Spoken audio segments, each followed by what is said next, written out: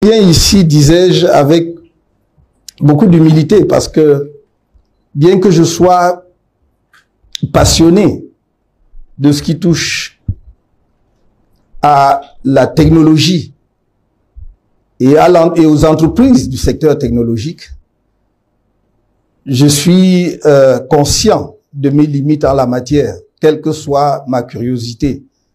Et vous qui êtes sur le terrain, vous êtes infiniment mieux placés pour partager avec moi, avec nous ici, vos difficultés et surtout vos attentes. Qu'est-ce que nous pouvons faire pour que le secteur technologique soit demain un des secteurs moteurs de l'économie camerounaise? Nous avons certes beaucoup de ressources dans notre pays, de ressources naturelles, mais nous sommes tous très conscients qu'aujourd'hui, au XXIe siècle, rares sont les pays qui fondent leur développement uniquement sur les ressources, l'exploitation des ressources naturelles. Parce que, d'abord, ce sont des entreprises qui nécessitent de très forts niveaux de capitalisation. Deuxièmement, parce que la compétition est également rude dans ces secteurs, puisque beaucoup de pays, en tout cas un certain nombre de pays importants, ont également les ressources que nous avons. Quand nous parlons du minerai de fer, nous sommes pas les premiers en Afrique, loin s'en faut. Par exemple, la Guinée est de loin devant nous, et on pourrait citer d'autres pays. Quand nous parlons de pétrole, nous ne sommes qu'un petit producteur. Même si nous n'avons pas les chiffres officiels, je peux vous assurer que des pays comme l'Angola, des pays, je parle même pas du Nigeria et autres, seront toujours devant nous parce que nous avons une idée de leurs réserves. Donc, c'est en réalité le secteur technologique qui va, à mon sens, dans les années à venir, dans les décennies à venir, être vraiment le levier de développement dans les pays qui ont su préparer la révolution technologique. J'ai l'impression que, de ce point de vue, vous, les acteurs de terrain, vous, la jeunesse, c'est ce qui me fascine dans cette salle. C'est une salle de jeunes. Donc vous, la jeunesse, vous êtes plus conscients et vous battez justement pour faire naître un secteur comme celui-là dans notre pays et que peut-être nous, les hommes publics, nous en sommes relativement moins conscients parce que on n'a pas encore mis en place tout le cadre législatif et réglementaire approprié. On n'a pas encore mis en place les outils financiers appropriés. On n'a pas mis encore en place les cadres. Par exemple, les incubateurs d'entreprises. Par exemple, j'allais dire un marché camerounais local d'échange entre les entreprises du secteur technologique et les possibilités de financement. J'ai vu ça au Kenya, j'ai vu cela dans quelques autres pays, mais cela tarde à être mis en place chez nous. On peut faire des choses ponctuelles, mais ça ne sert pas de politique. Ça ne peut pas remplacer une politique qui implique une vision à long terme. Et ce que j'aimerais partager avec vous, c'est vraiment ma conviction dans le fait que ce n'est pas en dehors, mais en plus de nos ressources naturelles, le développement du secteur technologique est celui qui va non seulement donner vraiment de l'élan à notre économie, mais nous mettre à l'abri de beaucoup de choses. Quand on parle du secteur technologique, le spectre est aujourd'hui tellement large. Les aspects qui sont concernés que un pays conscient, un pays ambitieux ne peut pas ne pas consacrer les moyens nécessaires au développement de ce secteur. Je ne toucherai pas ici à un domaine hypersensible, qui est le secteur de la défense, qui est une de mes préoccupations majeures, où la technologie est essentielle. Et les divers conflits armés le montrent aujourd'hui. Donc, je voudrais, à cet égard, attirer votre attention sur 2 ou 3 points. Le fait que pour nous, développer le secteur technologique suppose la mise en place, et cela fait le lien avec une précédente réunion que j'ai eue avec les enseignants, des cursus, des filières de formation conséquentes. On peut, par talent naturel, par don naturel, essayer, comme nous le voyons dans nos quartiers, de mettre au point ci ou ça. Mais rien ne remplacera le niveau d'éducation qui permet d'exploiter au mieux les possibilités qui s'offrent aujourd'hui. C'est pour cela que, même pour vous qui êtes à la tête d'entreprises technologiques, vous avez besoin d'un personnel qualifié, justement pour accroître votre potentiel. Donc, nous devons être conscients de cela pour mettre en place le système éducatif que nous voulons mettre en place demain. J'ai consacré un long moment là-dessus avec les enseignants dernièrement, je ne vais pas revenir là-dessus. Donc, pour moi, c'est un point capital. Mettre en place des filières de formation. Non seulement pour que vous ayez des partenaires, des employés qualifiés, mais pour que eux-mêmes prennent la mesure de l'importance de la technologie dans les mutations sociales et économiques qui sont devant nous. Donc, la formation. La deuxième chose, c'est l'encadrement. L'État doit faire sa part. Voyez-vous, les pouvoirs publics, par exemple, prennent des risques dans certains domaines en mettant de l'argent. On va prendre un risque en disant, bon voilà, on va mettre en place une ligne de financement pour booster, par exemple, la filière tubercule, booster la production du maïs, booster la production de cacao. Pourquoi on ne met pas en place des outils pour booster la créativité technologique? Pourquoi on ne parie pas sur les entreprises technologiques qui pourraient justement non seulement nous to put Cameroon on the map, c'est-à-dire lorsque vous avez un succès technologique, ça met directement le pays sur la carte du monde. Vous voyez, bon, pour que le Cameroun se singularise dans la production agricole, il faut battre tous les grands pays de production agricole. Si vous voulez faire du maïs, il faut battre le Zimbabwe, il faut battre le Brésil, il faut battre je ne sais pas combien de pays. Mais si vous avez une entreprise de la tech qui marche au Cameroun, si vous créez un réseau social camerounais comme Dicalo, je ne sais pas si son président, son directeur est là, mais j'ai parlé de lui depuis 2018 déjà parce que je suivais cela, ça m'a toujours intéressé. Ou bien si vous mettez en place d'autres entreprises du secteur technologique qui marchent, j'ai vu qu'il y avait des jeunes Camerounais qui étaient parmi les premiers dans la fabrication des drones, dans le montage des drones ici. Tout de suite, ça fait la différence sur la scène internationale, mais également sur la rentabilité économique. Donc, la deuxième chose, c'est que l'État doit prendre vraiment, et ça, c'est notre engagement personnel, le taureau par les cornes, de deux manières. Premièrement, sur le financement. Je pense qu'en dehors du capital risque que certaines entreprises ou certaines banques mettent en place, et même en dehors, dans le cadre même du capital risque, l'État peut entrer dans le capital risque. Je dis souvent qu'on n'a pas besoin de créer, on va pas aller pour chaque secteur créer une banque, parce que j'ai dit on commet souvent l'erreur chez nous de ne pas apprendre les leçons de notre passé.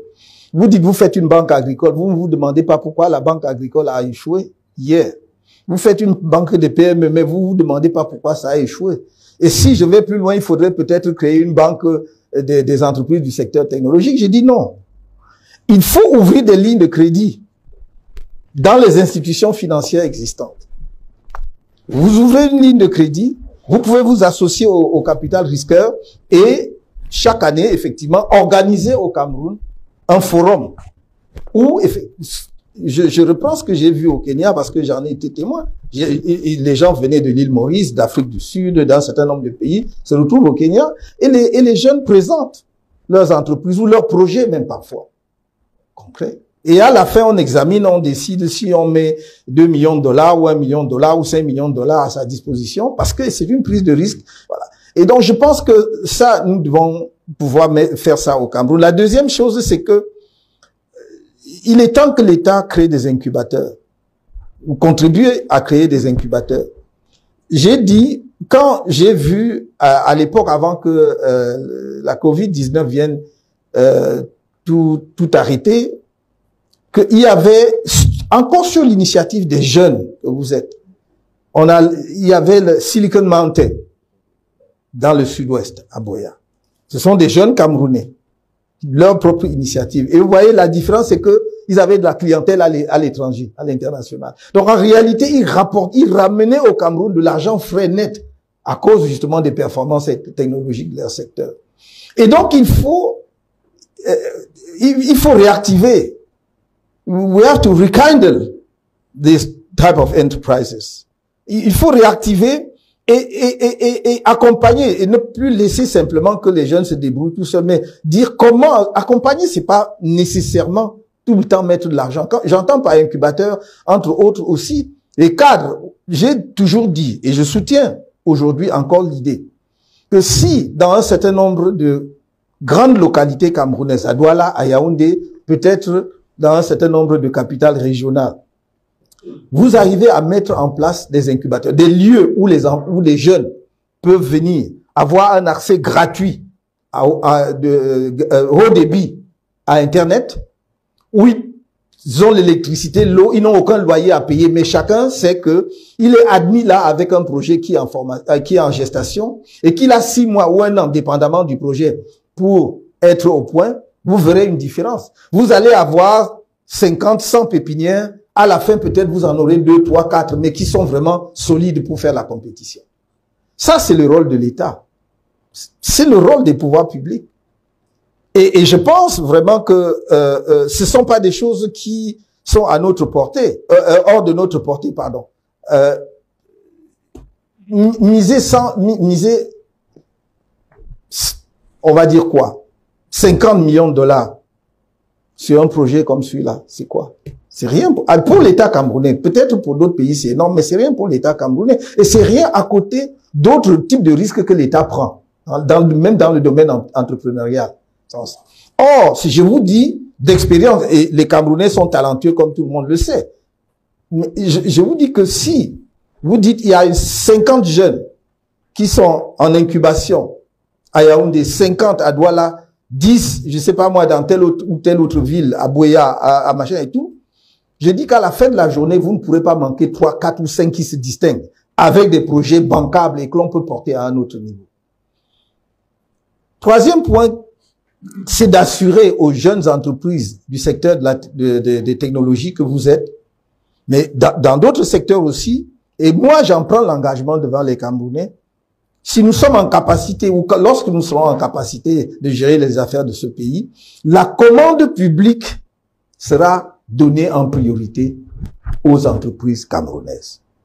La commande publique. Parce que c'est de cette façon-là seulement que vous faites naître des entreprises d'une certaine taille. Non pas à n'importe quel prix. Je prends un exemple qui n'est pas nécessairement dans le secteur de technologie.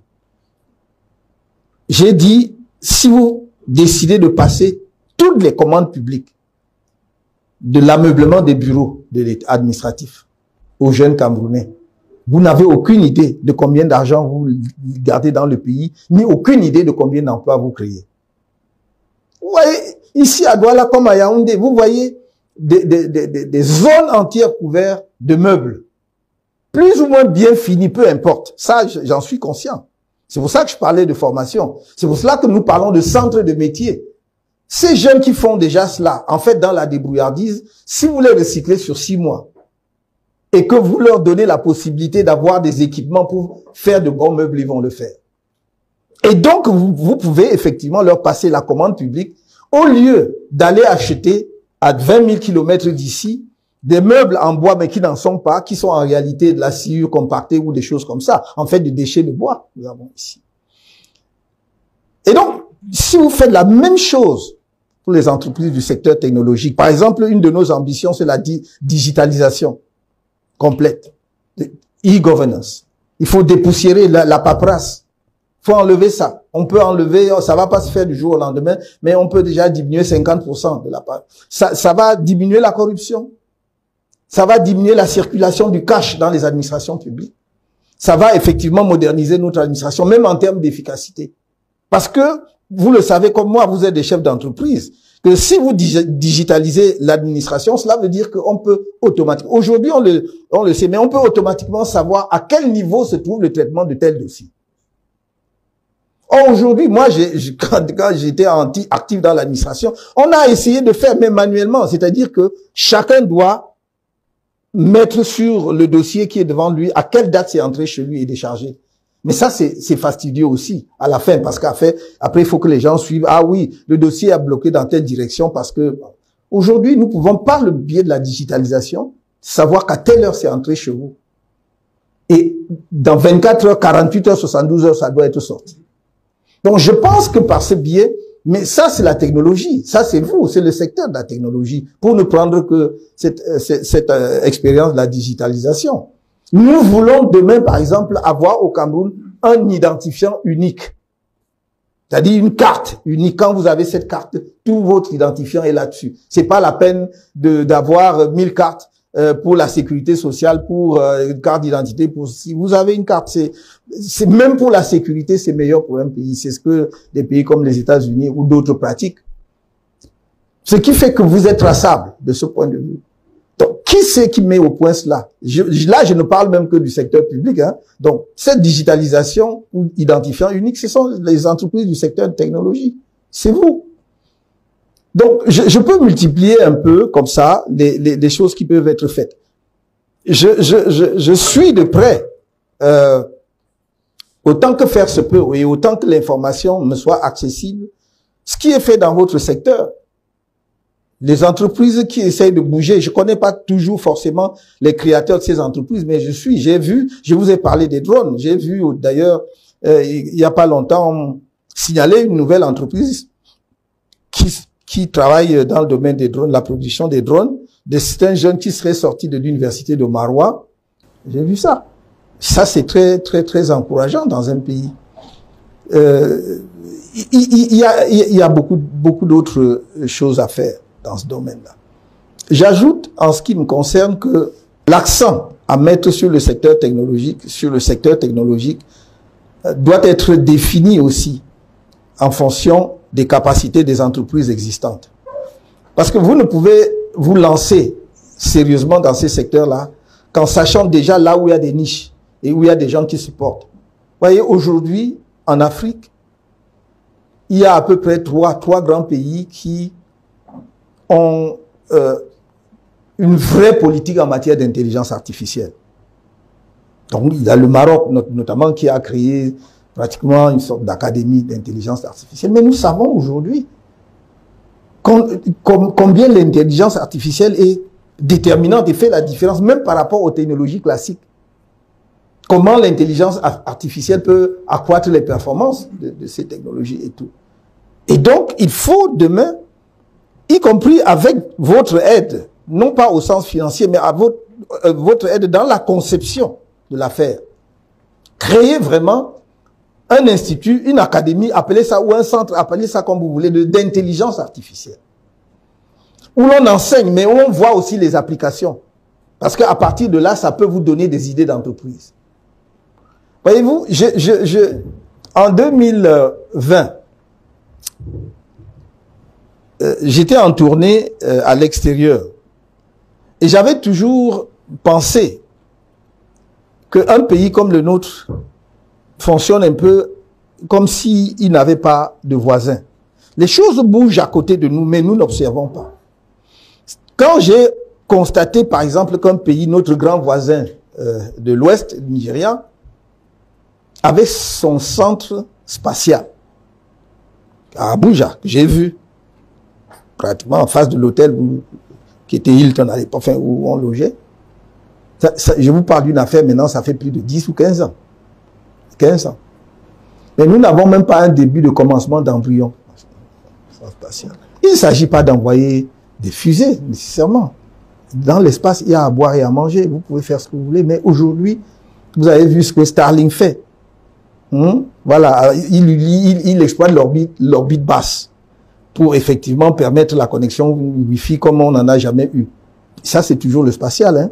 Donc, il ne faut pas que les gens, quand on parle de spatial, voient déjà simplement qu'on envoie une fusée sur la Lune ou sur Mars. C'est de dire quelles sont les possibilités que ça offre. Or, vous avez vu que pratiquement, et je ne parle même pas du Nigeria, le Nigeria a commencé son premier satellite, la fabrication du premier avec les Chinois, il a fait le deuxième avec les Britanniques, il a fait le troisième seul. Et maintenant, ils construisent de vrais satellites seuls. Et tout le monde s'y est mis. Mais même si nous limitions ces développements technologiques au secteur agricole, à l'exploitation que nous pouvons en faire dans le secteur agricole uniquement, en informant les producteurs à temps, sur le climat, le temps. Il pleut quand? Il va cesser de pleuvoir quand? C'est ce que beaucoup de pays africains qui se sont lancés dans le spatial font. Ça, c'est la tech. C'est encore vous. C'est ce que font, le Sénégal a lancé le sien, qu'il a fait un peu avec les Français, et d'autres pays. Il y a une douzaine de pays en Afrique aujourd'hui qui le font. Évidemment, les Égyptiens, les Algériens, le Ghana, l'Éthiopie, j'ai même vu le Rwanda et tout. Donc, je pense que nous avons, de ce point de vue-là, de retard sur beaucoup de secteurs et qui peut être comblé, parce que ce ne sont pas les talents qui manquent. Et c'est pour cela que je disais, ça doit être avec vous. L'État doit, parce que l'État aussi peut même vous pousser dans une direction, en fonction de ses propres projets, de ses propres ambitions technologiques pour le pays. Quand j'ai vu dans les nouvelles, un jeune Camerounais en train de monter une entreprise qui va fabriquer ses propres motos qui ne consomment pas l'énergie fossile, c'est-à-dire des motos électriques. Je crois que c'est BI. Bon, je me suis dit, il y a quelque chose qui bouge dans le bon sens. Mais comment est-ce que, je ne crois pas que des jeunes comme ça font la mendicité.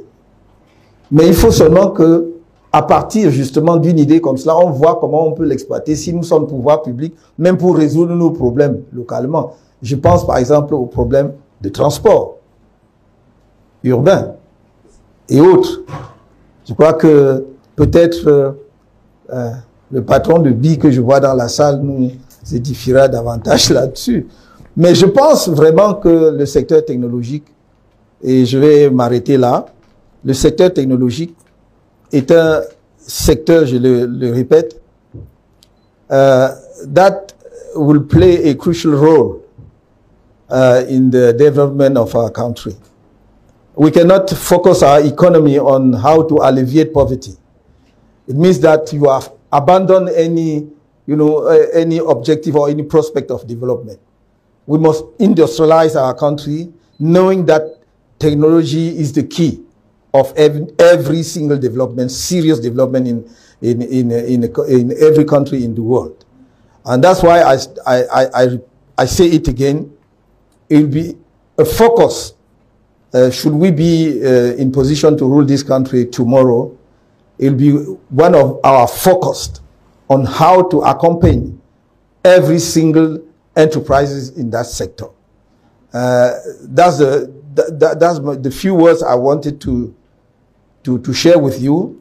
And now I would like to learn more from you to help me know what are your concerns, what are your difficulties, and what can be done in the near future to make sure that we have a vibrant technological sector in our country. Thank you very much indeed.